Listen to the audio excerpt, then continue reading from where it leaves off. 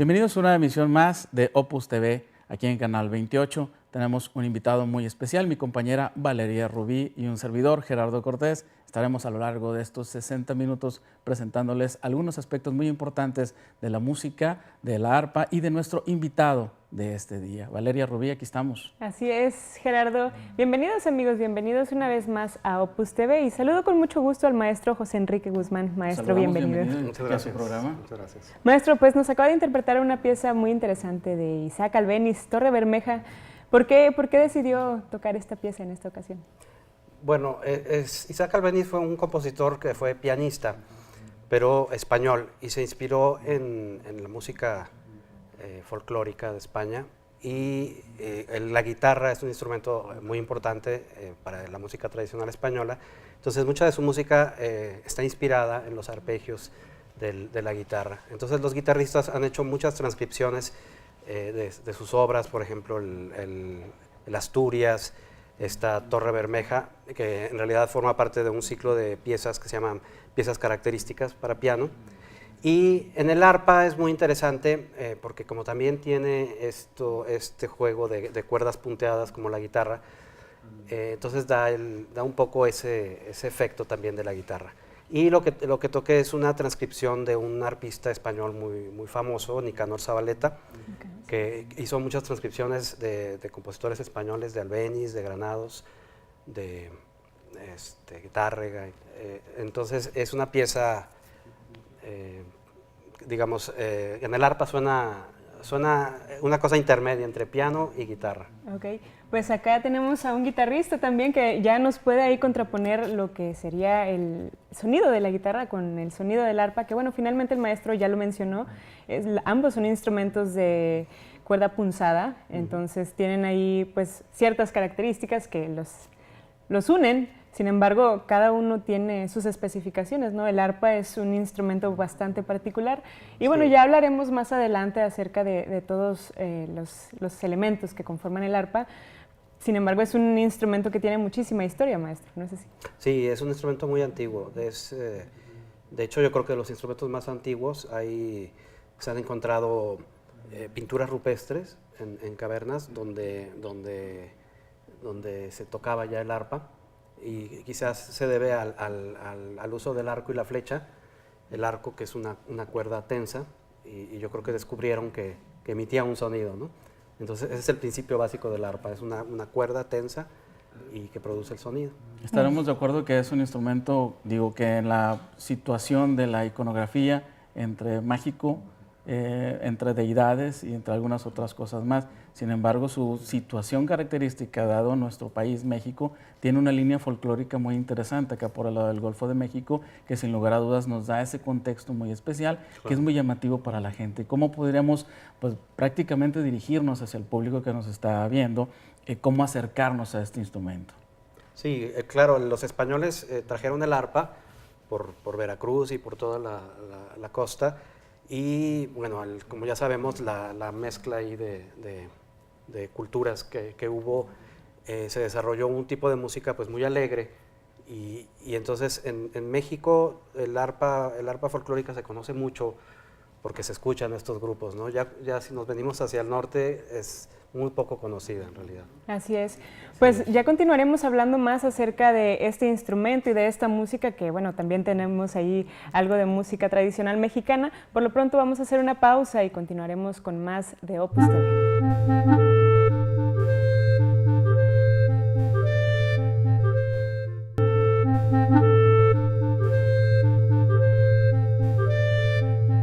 A través de los tiempos, el arpa ha sido un instrumento por demás característico en algunas culturas. A través de los distintos allanamientos en los distintos continentes, muchas culturas fueron llegando con esos instrumentos hasta adaptarlos hasta la idiosincrasia de algunos de esos países. El caso muy particular de México tiene esa línea folclórica que sin lugar a dudas ha formado una parte muy importante y se ha diversificado en sus distintas técnicas y desde luego en sus distintas formas musicales. Este tipo de formas a través del tiempo han llevado a que otras expresiones también lo adopten y sin lugar a dudas en otra parte del país, precisamente en México, y ya lo que es en Occidente, se agrega al contexto de la música de mariachi. Sin embargo, la aplicación y la forma, a pesar de que son sones de distintas latitudes, muestra una forma muy especial de ejecución y qué situación más especial hasta nuestros días, incluso allanando también algunos otros géneros que nada tiene que ver con nuestra cultura. Y seguimos aquí con nuestro invitado de este programa de Opus TV, Valeria. Maestro, usted también ha tenido este acercamiento con, bueno, ya mencionaba nuestro compañero Gerardo, pues esta riqueza musical, ¿no? Que bueno, finalmente también podemos encontrarla en el arpa. ¿Usted ha tenido este acercamiento con esta música? Sí, sí, porque siempre hemos tratado de hacer no separar el arpa de concierto. La que yo toco es el arpa de concierto, y entonces hay el etiquetarla como clásica. Y en realidad el arpa de concierto pues puede tocar todo tipo de música, ¿no? Incluso la folclórica. Entonces siempre se hacen encuentros entre arpistas para difundir y fusionar todo este tipo de música y de instrumentos. Pues muy bien, en esta ocasión vamos a tener a un arpista, también colega de aquí el maestro José Enrique Guzmán. Él es Balam Ramos Cruz y nos va a estar interpretando música mexicana, música tradicional mexicana, sones mestizos y nahuas en el arpa tradicional mexicana. A ellos los pueden encontrar, bueno, él forma parte de 2 ensambles, los puede encontrar en Facebook y en YouTube, como el conjunto de arpa grande del altiplano, también en Los Nietos del río de Zempoala. Puede encontrar estos ensambles en Facebook y en YouTube para más música. Por lo pronto vamos con esta música tradicional mexicana a cargo de Balam Ramos. Variaciones sobre un instrumento.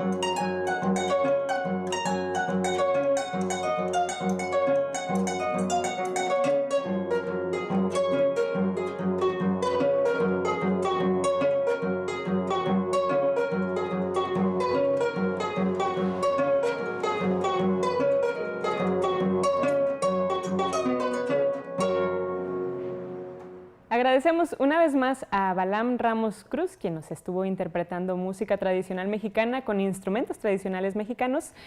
Nosotros vamos a hacer una pausa y vamos a continuar con más de su programa Opus TV.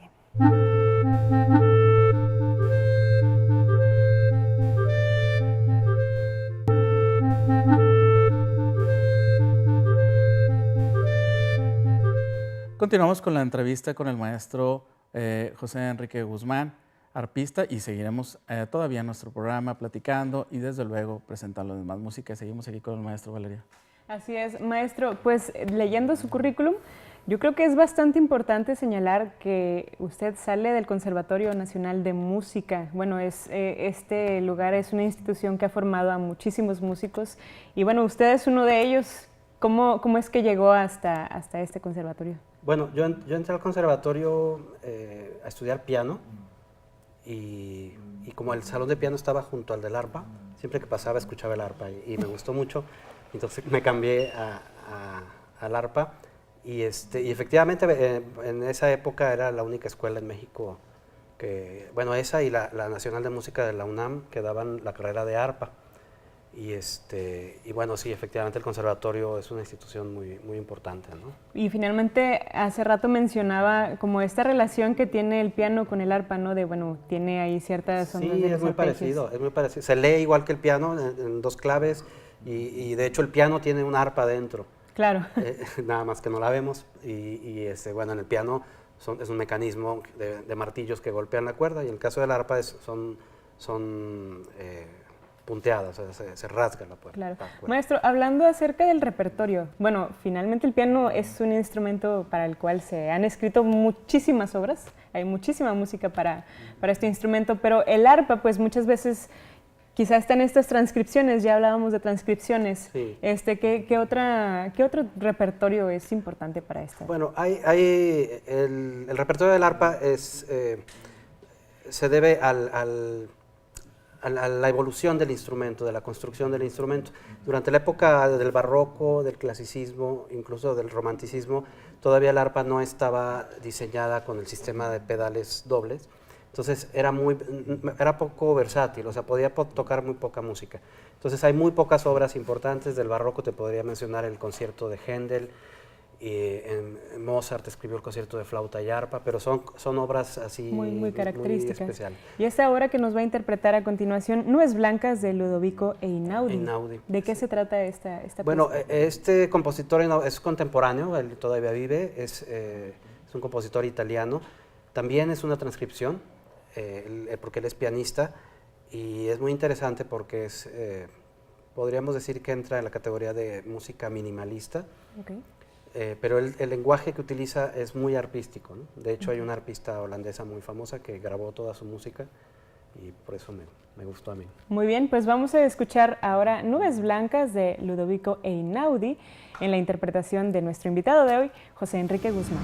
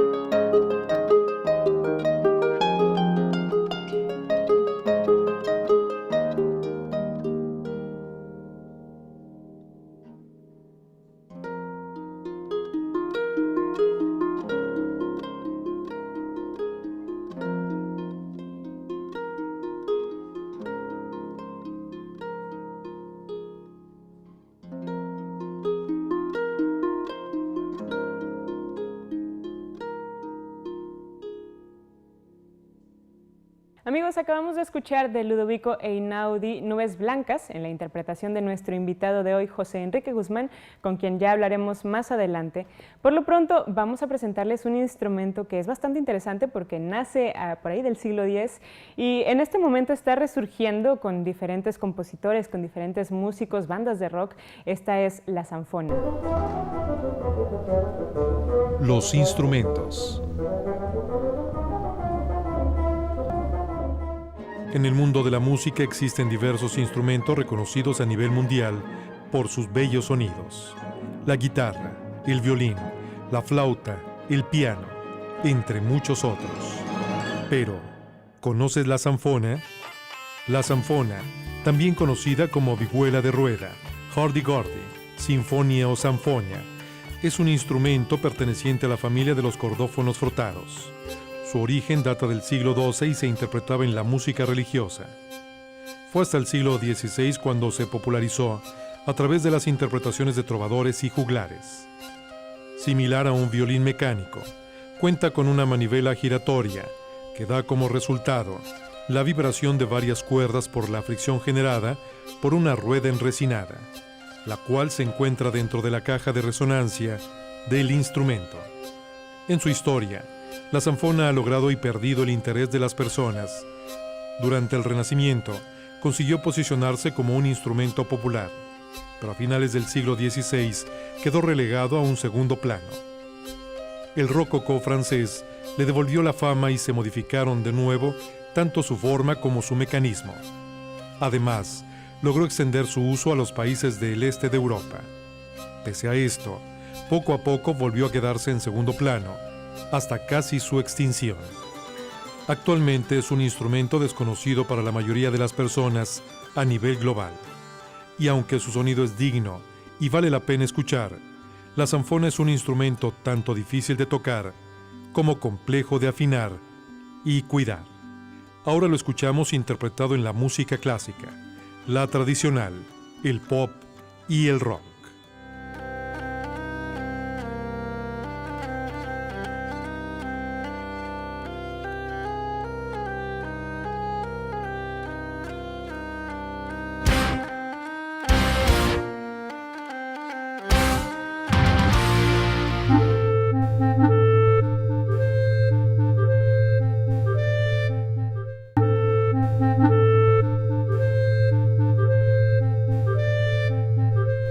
A lo largo de este programa hemos platicado aspectos muy importantes, el aspecto técnico del arpa, el aspecto de las transcripciones, la música que se ha compuesto para ello, pero desde luego por otros compositores, valga la expresión, y vamos a platicar ya justamente las composiciones de José Enrique, porque Valeria tiene aspectos muy importantes técnicos en la composición y más adelante nos va también a regalar un número musical de su propia creación. Así es, maestro, pues no nada más usted se desempeña como intérprete, también ha entrado en el campo de la composición.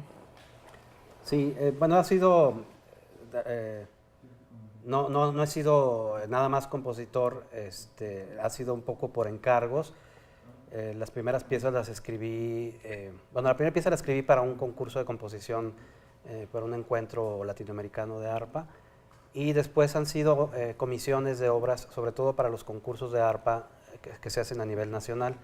Se han hecho concursos académicos en el conservatorio precisamente, o en la Nacional de Música, y después se han hecho festivales y concursos, y bueno, en repetidas ocasiones me han pedido escribir obras para determinado nivel de alumnos, y son obras obligatorias y que las tocan todos.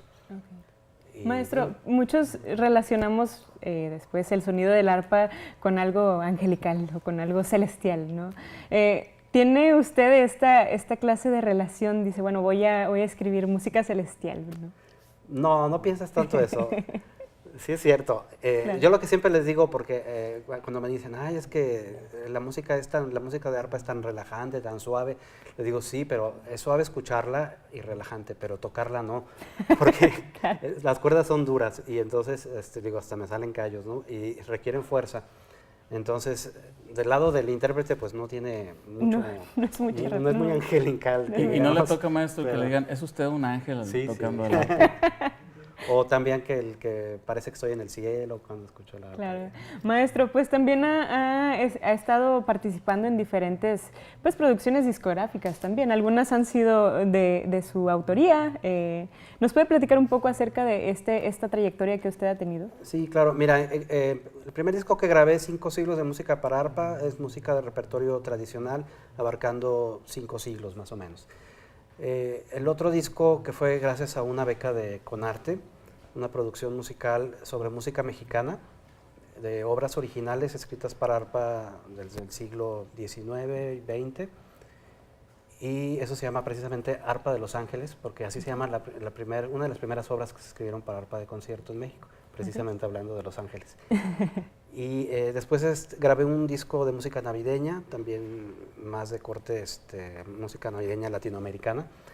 Y la última producción que grabé son composiciones mías. Ok, maestro, entonces, bueno, está usted tocando música, mucha música pues de esta región, música latinoamericana.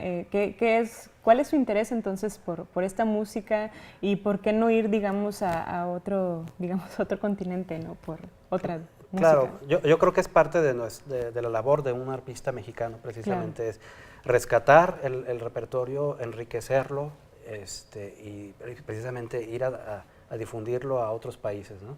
Hay arpistas, hay ciudades donde abundan los arpistas, ¿no? En Francia, en Europa en general, hay muchísimo arpista, y en México y en Latinoamérica somos pocos, entonces yo creo que tenemos mucho que aportar en ese sentido. Mucho tiene que ver también eso mismo, y vamos a hacerlo un poco más extenso, la situación de logística. Sabemos que no es un instrumento muy accesible económicamente, desde luego en logística, porque cargarlo también tiene claro. Sus situaciones, es decir, dada nuestra situación como estudiantes, pues no se puede llevar en un camión o en un taxi, te requiere un equipo especial. Yo creo que también es una situación que lo lleva a que no sea tan común que si una persona decide tomar clases de música, pues escoja el arpa. Así es. Sí, mira, yo por ejemplo doy clases aquí en la Facultad de Música y me enfrento con este problema, ¿no? Y los padres de familia no quieren gastar en un instrumento tan caro y pensar que después su hijo ya no va a seguir tocándolo. Entonces, bueno, afortunadamente aquí en la facultad tenemos 2 arpas, y entonces ellos pueden estudiar aquí hasta que lleguen a un nivel en el que ya consideren que puedan hacer el gasto y comprar el instrumento, pero sí, efectivamente, esa es una limitante. Pues maestro Gerardo, amigos, ya estábamos hablando acerca de la tradición mexicana, y uno de los ritmos tradicionales de México que llegaron a México es el huapango, que también, bueno, se ha tocado música de este ritmo para el arpa, que precisamente es lo que estamos viendo en este programa de Opus TV. Así que vamos a conocer un poquito más acerca de lo que se trata este ritmo, que es el huapango. Curiosidades musicales.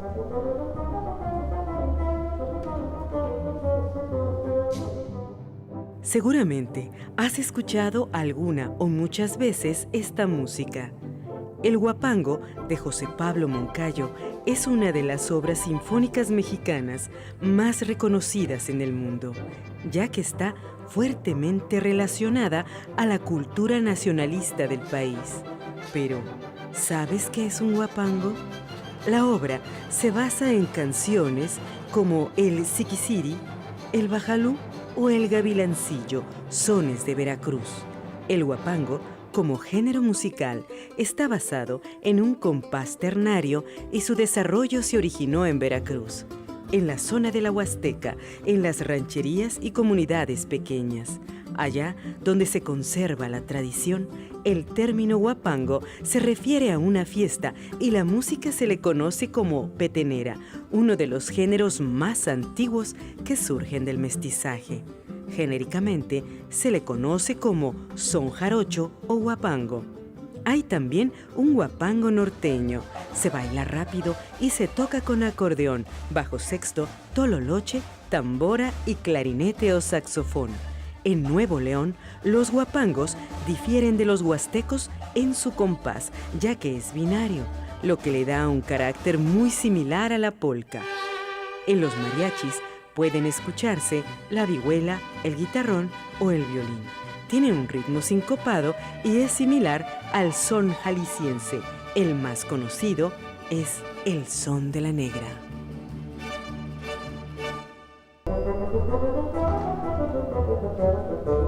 Variaciones sobre un instrumento.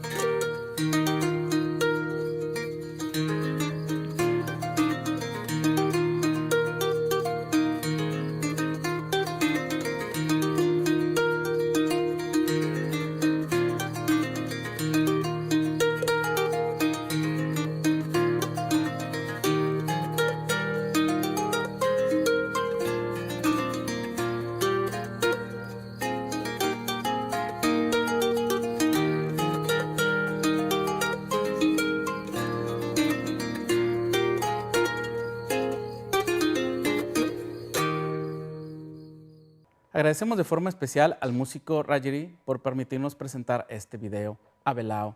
Rayeri es un músico malgache, ejecutante del lavalí, un instrumento tradicional de Madagascar. Vamos a una pausa y regresamos aquí a Opus TV. Tenemos más del maestro José Enrique Guzmán.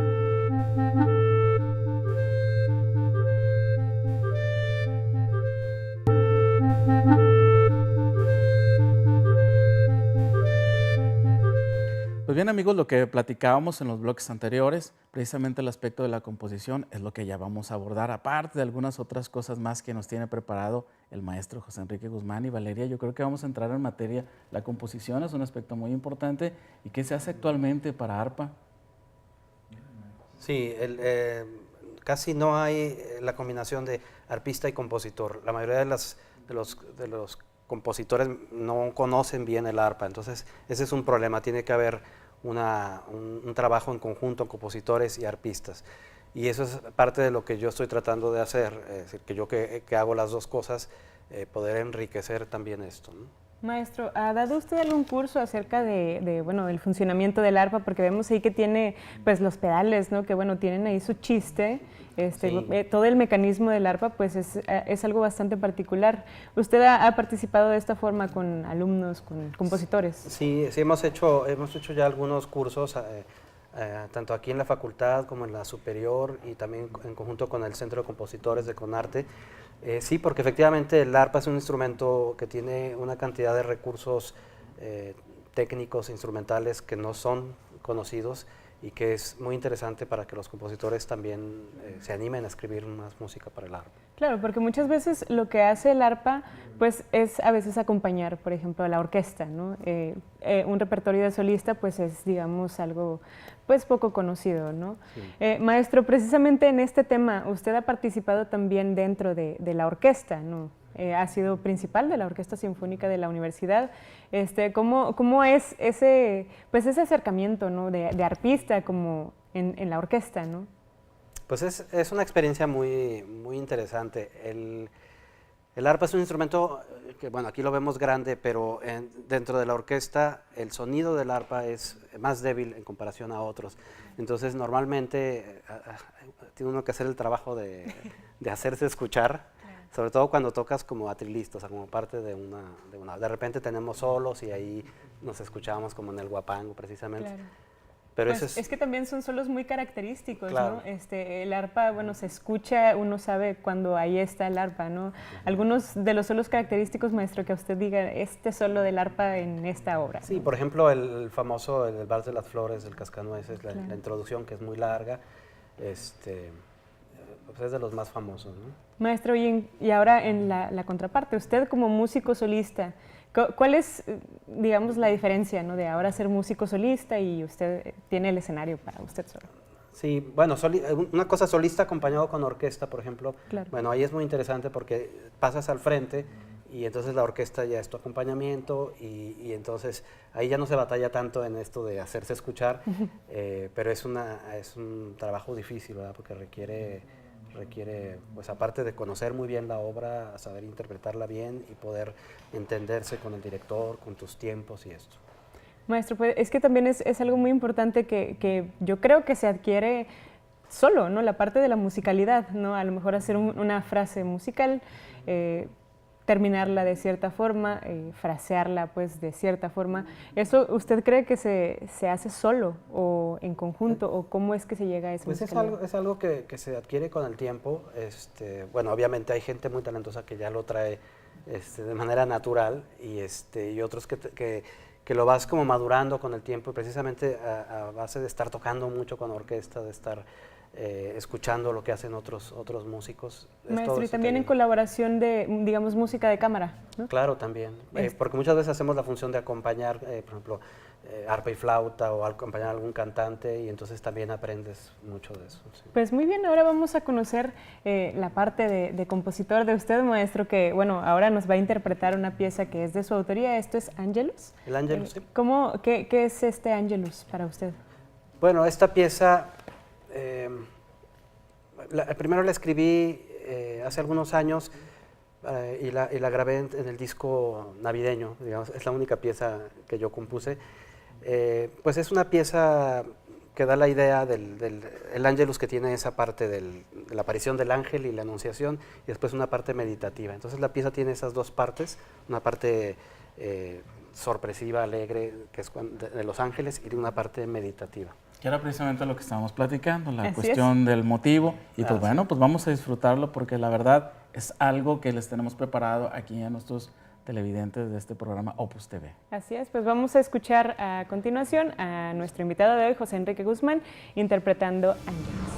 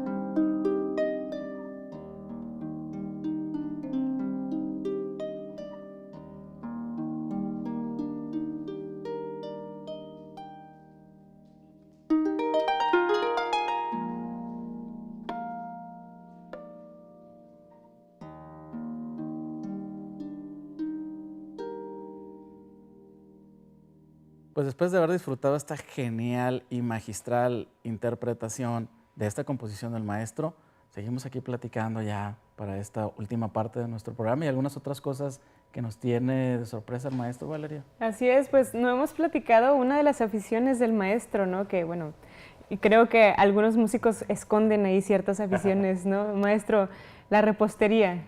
¿Para usted qué es la repostería? Pues mira, la repostería es pues es un pasatiempo. Claro.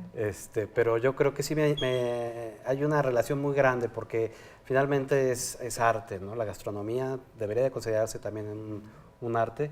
Y bueno, yo me especialicé en repostería y sí, cada vez que hago un postre, pues es como si hiciera una composición, ¿no? Eso es una obra, lo malo es que, bueno, dura muy poco, pero la satisfacción de crearla y eso es muy parecido a la satisfacción artística, ¿no? Así es. Pues maestro, díganos de qué forma podemos llegar a usted, a su música, alguna red social, algún teléfono que pueda... Claro, bueno, tengo una página en Facebook, así José Enrique Guzmán, arpista.